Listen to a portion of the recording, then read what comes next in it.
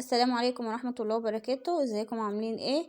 لو اول مرة تشوفوني، انا دودو، مطبخ كل يوم جديد مع دودو. متنسوش اللايك والاشتراك في القناة عشان يوصلكوا كل جديد. النهاردة كده هنعمل ميزانية، وازاي انا بوفر في ميزانية المنظفات عشان الغلا اللي احنا فيه ده. فانا هقولكوا كده ازاي انا بوفر في الميزانية وبوفر في شراء المنظفات. اول حاجة بشتري الصابون فيه الصابون اللي هو العادي، اللي هو اللي بيبقى القوالب ده، والصابون السائل. الاحسن والعمر الاطول يبقى للصابون السائل. ليه؟ لان الصابونه العاديه بتحطيها على الحوض او بتحطيها على الصبانه، بيجي عليها ميه فبتبوش بسرعه، بتخلص بسرعه. اما الصابون السائل اللي هو الصابون السائل ده بيقعد معاكي فتره كويسه، وده اول حاجه من التوفير. تاني حاجه الكلوركس. الناس اللي عندها غسالات اوتوماتيك زي كده، فانا بستخدم كلوركس الالوان او كلوركس الابيض. تمام. الازازه بتاع كلوركس الالوان دي بتعملها حدود 25 جنيه يعني 28 جنيه، حسب كل منطقه، يعني حسب المنطقه اللي انت قاعده فيها.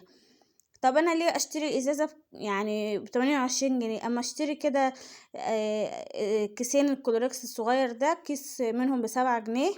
ويا ستي لو انت قاعده في منطقه بتغلي شويه 8 جنيه، يا ستي يبقوا 16 جنيه الاتنين. برضو موصلناش للسعر بتاع الازازه الكامله اللي هي الكلوركس.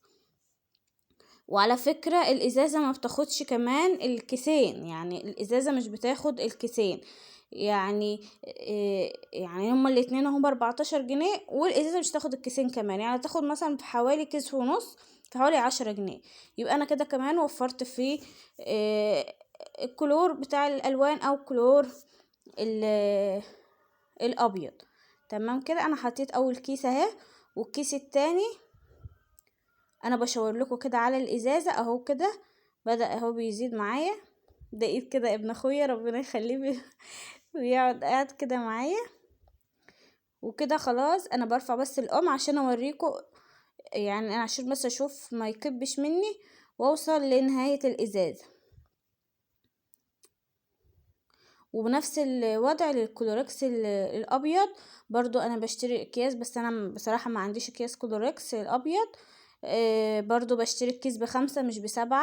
وببنى برضو الازازة بتاع كلوركس الابيض، انا بشتري مرة واحدة الازازة وبعد كده بسيبها عندي بقى، ما بتفضى بحط فيها بقى من الاكياس دي.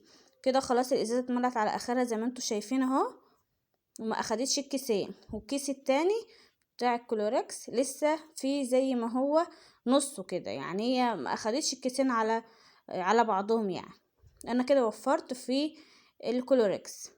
البريل انواع برضو، اللي هو البريل بتاع المسحوق الاطباق او مسحوق غسيل الاطباق.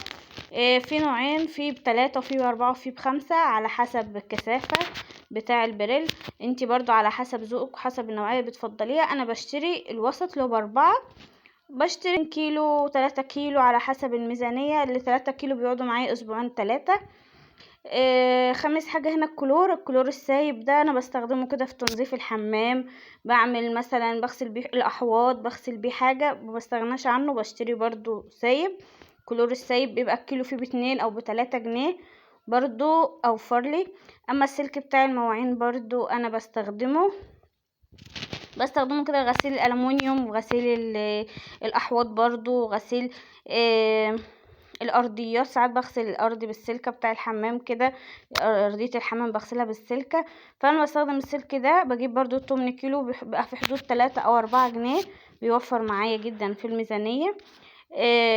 ازاز اللي هو منظف الزجاج ده انا هتكلم عنه بعدين. اللي هو جنرال، اللي هو المنظف الاخير اللي هو تنظيف الارضيات او مسح الارضيات. انا بستخدم جنرال، بيبقى عليه عروض كده كل فترة. باخد غطا منه كده، بحطه في جردل المسح، غطا واحد. يعني انا ممكن الجيركن ده يقعد معايا ب3 4 اسابيع. كويس جدا. انصحكم بالجنرال، وبيبقى فيه روايح كتير باللافندر والياسمين. اما منظف الزجاج ده برضو كان عليه عرض، انا بشتري الاتنين على بعض، دول بيبقى عليهم عرض. بشتري الازازة دي، اما بتخلص بفضي الازازة الصغيرة دي فيها، برضو بيوفر معايا. يعني طبعا احنا مش كل يوم يعني بنعمل الازاز بتاعنا وبنمسحه، فده برضو نوع من انواع التوفير.